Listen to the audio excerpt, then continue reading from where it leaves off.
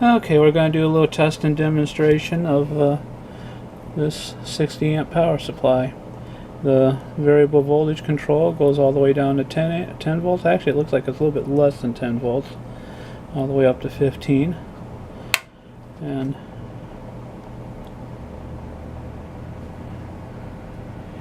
that's what it looks like with the lights off. That's what it looks like with the lights on. Now what we're going to do here is we can see an amp meter right there. It's hitting up to about 15 volts.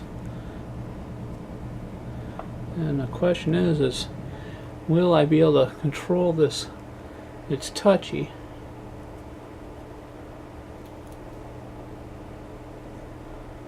There's about 50 amps right there. There's about 60 amps right there. And looks like it's pulling down to about 14. So it's definitely working. Pegging a 50 amp scale there.